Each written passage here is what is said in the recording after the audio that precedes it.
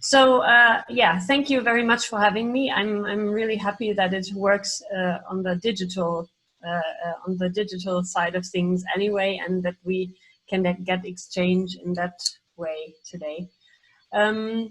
I will talk about mixed reality and game-based learning, which are basically my two areas of research and development at TH Köln, at the Cologne Game Lab. I will do so on a more theoretical level, but also, of course, I will give you insight into one particular project that we've been running here at the lab really for the past 10 years. The first idea about it really exists longer than augmented reality technologies exist for consumers. So we started early on, and last year we managed in a third project phase to really come up with something due to the new technologies that yeah, comes close to what we have in mind. And we developed a vertical slice for that, and well, in components. So, and I will show you a little bit about this later on.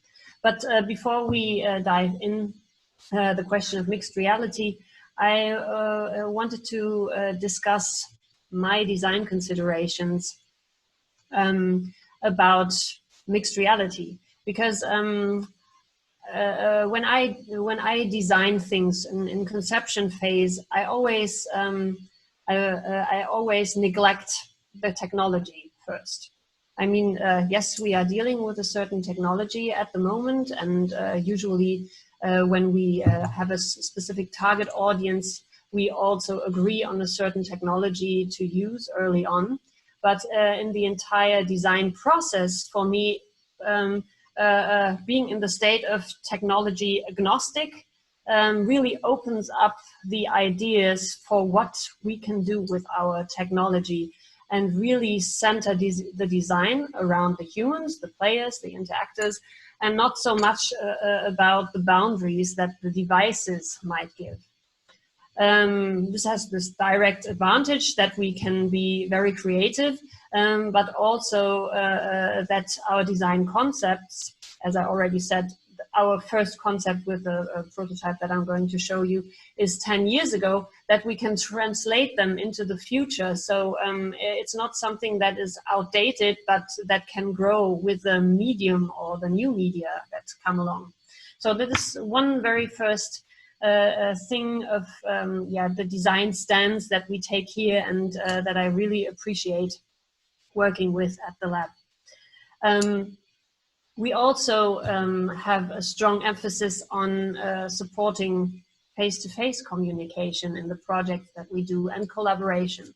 So these aspects really of putting technology in the background and just using it to foster a communication in real life, and yeah, fostering the transfer from learning within an experience, a digital experience, into everyday world, our natural world. That's very important too. So, as I said, I will talk about our project, Porta Pretoria CCAA. Today, it is a mixed reality multiplayer game that lets you experience the Cologne Roman history on site where it happened. And that means that you go with your mobile phone downtown into a specific area, and that you have the opportunity to, by means of time travel, to really see how life was in the ancient times. Before we talk about this particular realization of a mixed reality experience, I would like to give you a short overview on, this doesn't work, but this does, about the whole reality virtuality continuum. I don't know how familiar everyone is with that, but I think it might be helpful to understand mixed reality a little bit better.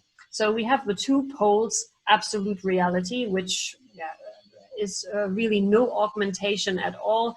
Let's say just the natural world, even a completely undesigned natural world, would qualify as absolute reality, and then in different steps, augmenting reality, augmented virtuality, which is probably not so familiar to most audiences. Virtual reality and absolute virtuality come along. So these two poles, this is an adaptation from a very common model. I've named the source down there by Paul Milgram and Mr. Cascini. And what I just wanted to mention, we always end with this understanding that virtual reality is the ultimate immersion and the far end of the virtual reality continuum, but there's still the human in it. So we still have ourselves, the human body. So I strongly advocate for extending this understanding into the idea that there could also be an absolute virtuality where humans don't play a role whatsoever. But this is on a side note. So jumping a little bit ahead, of course, this virtuality continuum uses certain technologies. We see a few here. Of course, we also have untethered virtual reality. We have Google Glass, all kinds of wearables, and so on. This is just a short insight, and I will skip the entire technology part and the capacity what technologies can do. It's just really important to understand, and this is why I mentioned me being technology agnostic. Our current technologies only focus on audiovisuality for the most part. There are other senses to be addressed in future technologies. But as a designer, we shouldn't limit our thinking to just audiovisual learning. There's a lot of potential in tapping the other senses for learning.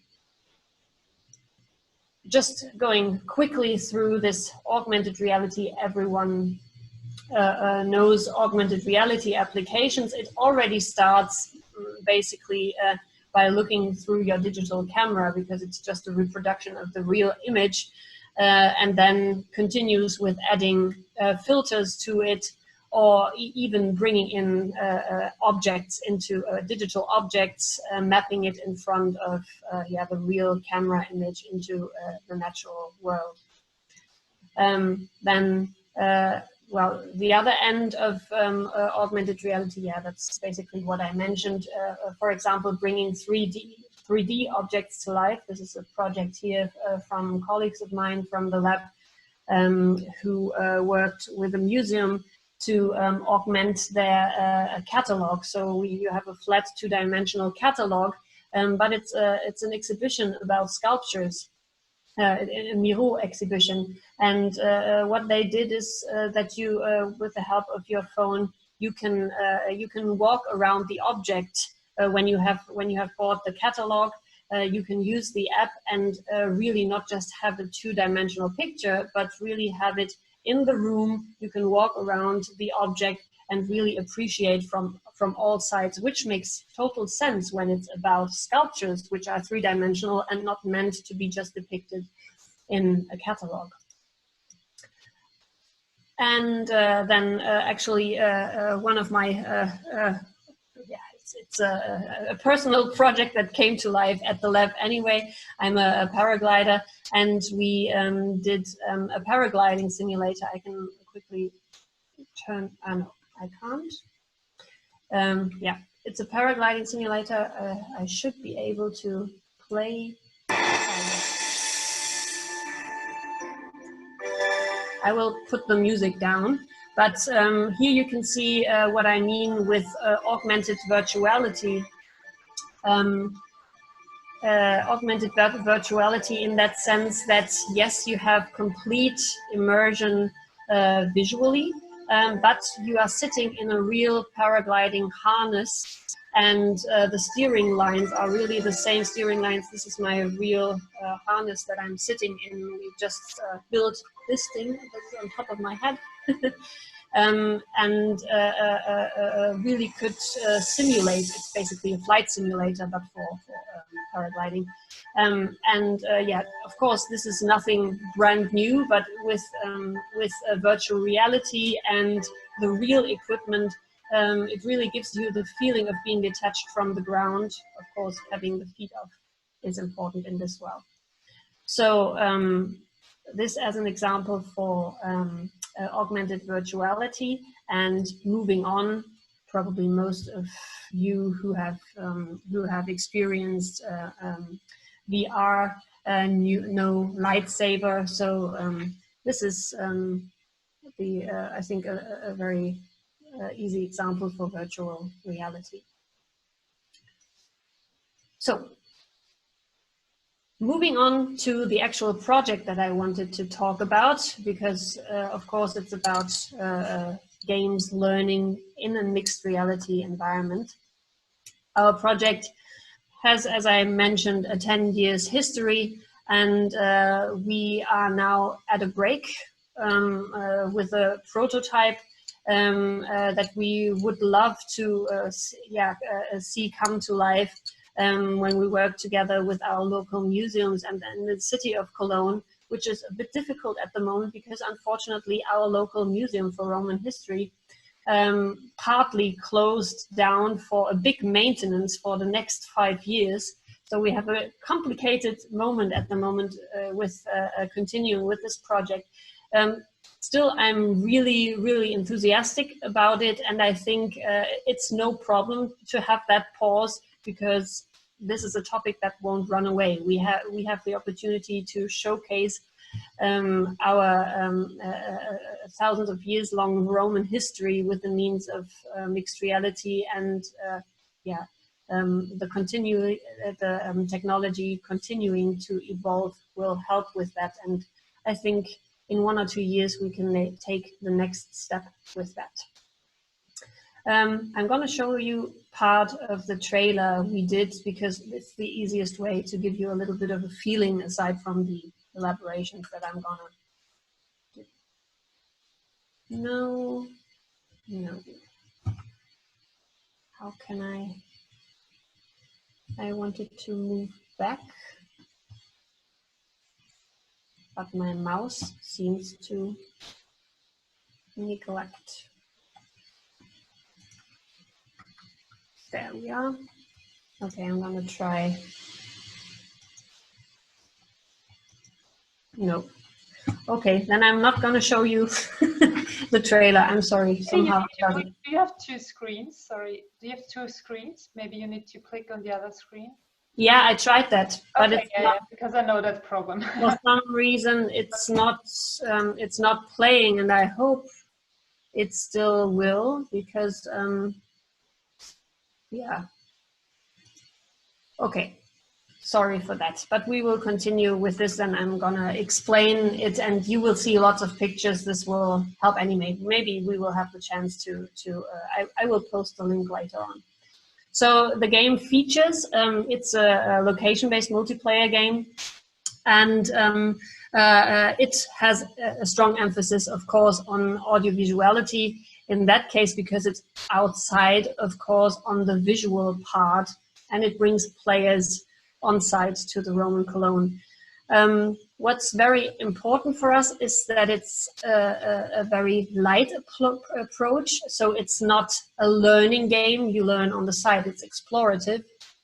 And you learn through engaging with architecture, everyday objects, and even characters from historic times. What's very important as well, and this was the main impact of the game, the entire architecture, of course, is in life size.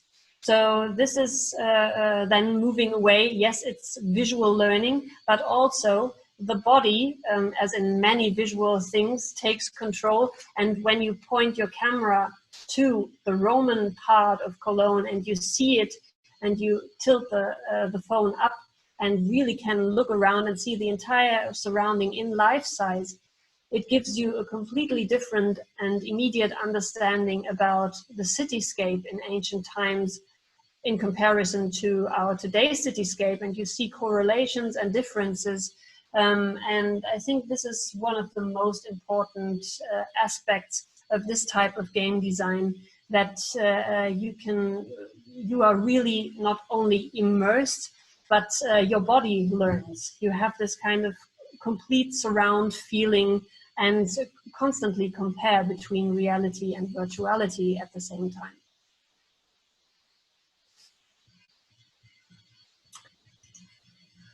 So what we feature in the game, aside from visualizing architecture, this happens in bigger missions. So we send a group of 3 students. So it's a 3-player experience.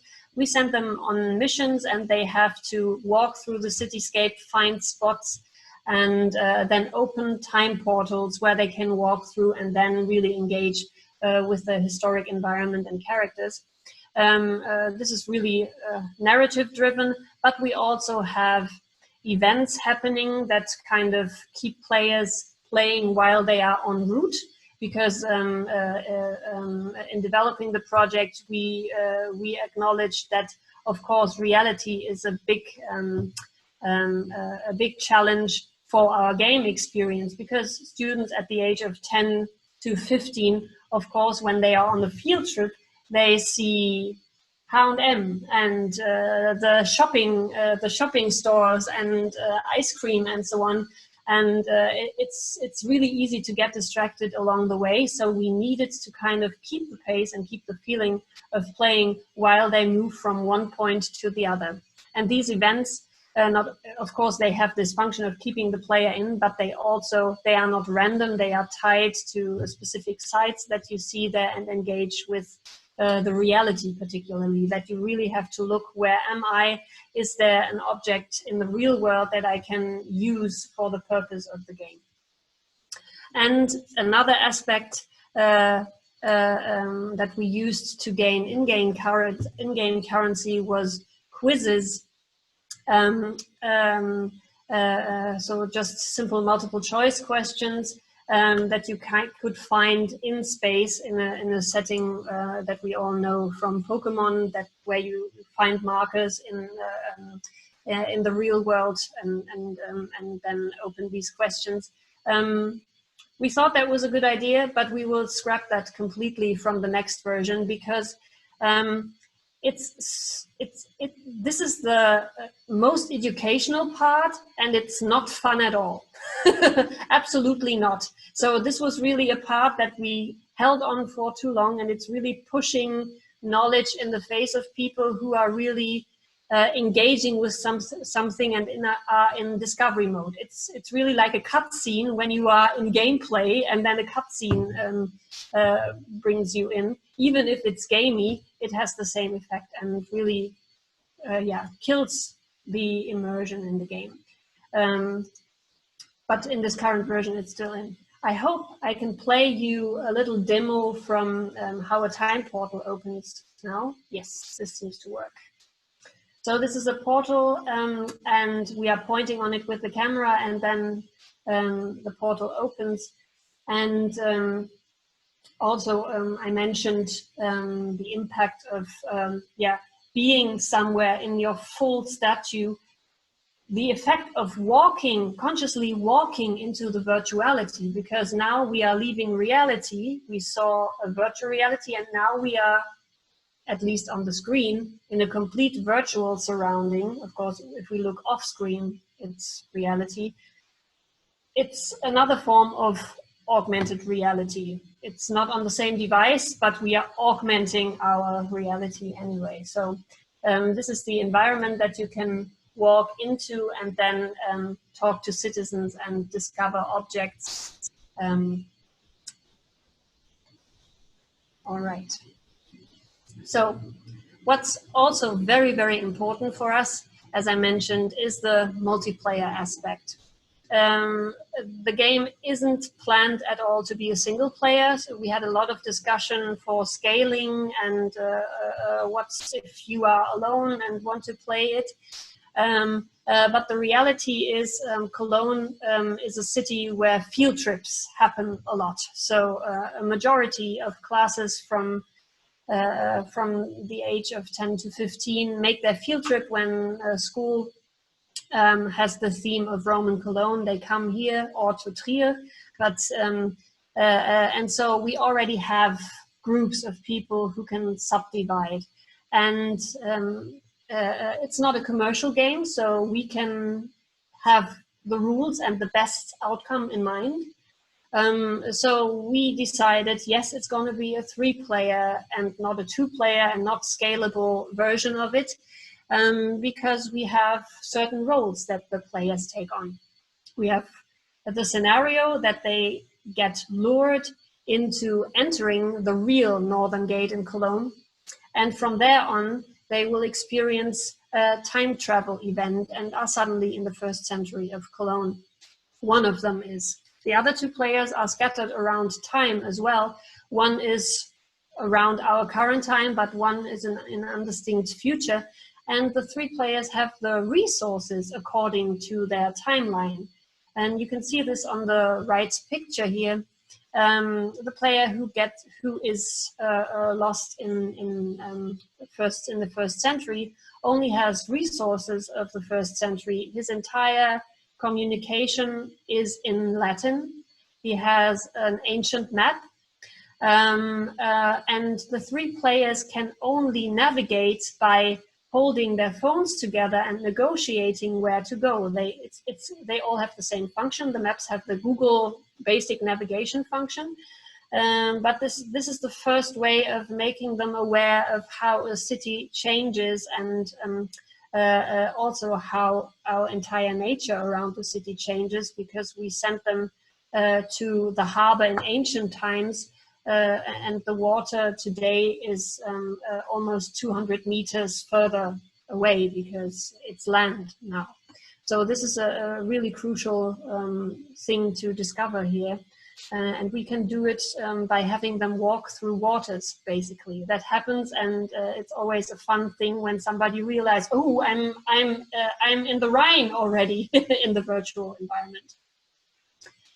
So with these different resources, we really engage them in communicating.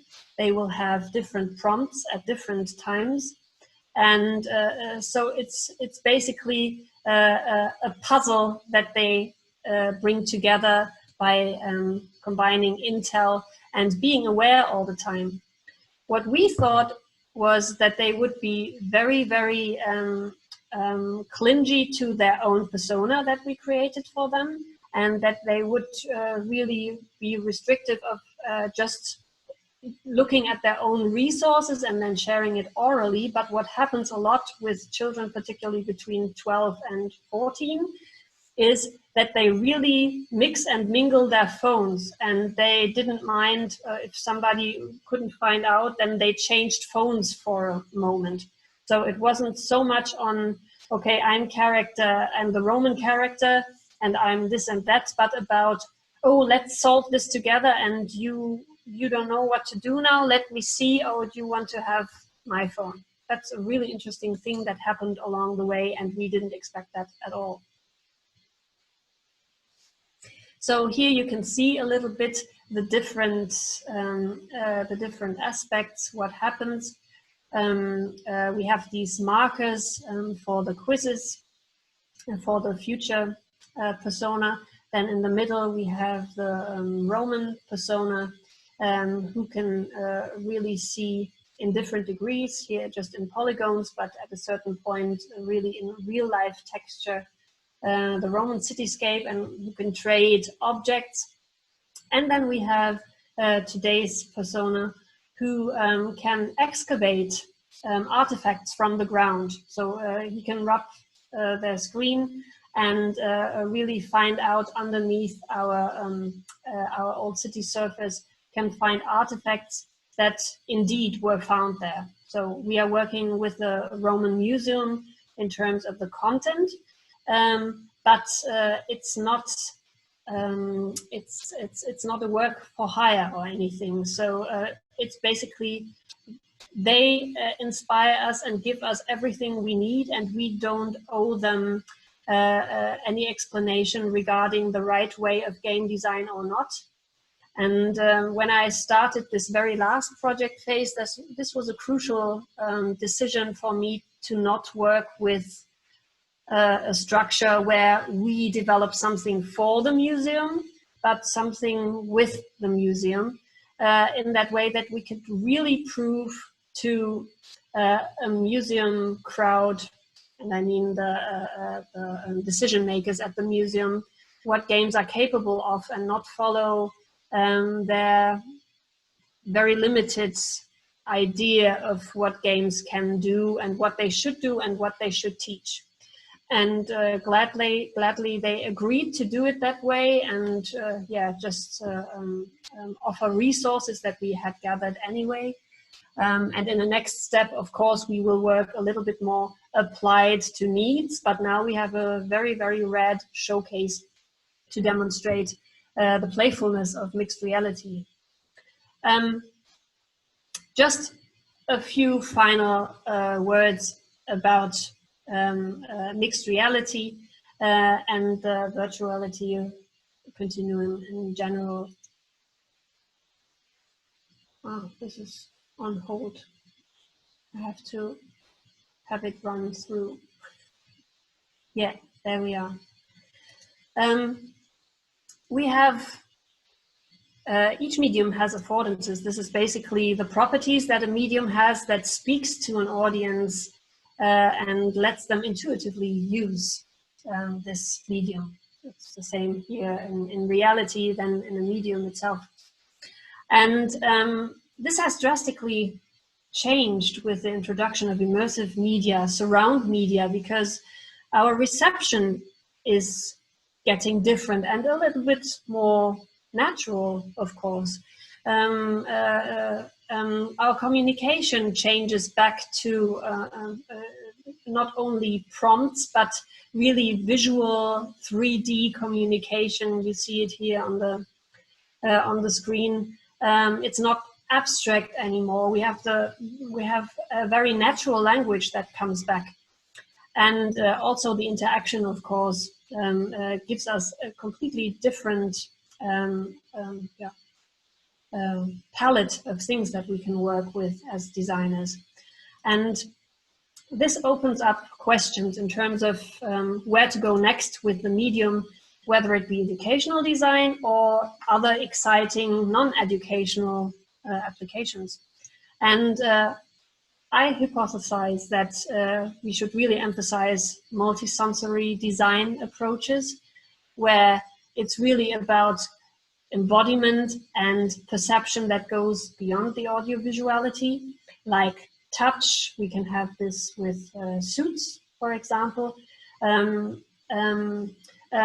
but also having internal experiences where we can really go into fields of meditation and so on with the medium. And the last hypothesis that I would like to share for mixed reality educational things is think about immersion in a different way. It's not about illusion necessarily, but what we did, for example, with Porta Pretoria, we let people deliberately and consciously walk from one reality to the next. And of course, that only makes sense in certain settings, and history is perfect for that. But really creating this diving into a virtual experience and not just starting an experience and you have it like a button and you are from reality or from your dark glasses into a virtual room. There's so much potential in between this transition, and using this transition really to prepare people, not just in a white room, but prepare them really from transcending from or transgressing from one reality to another, or being part of two realities at the same time. That's an exciting design aspect that I would like to explore more and see in more, especially educational topics. Thank you.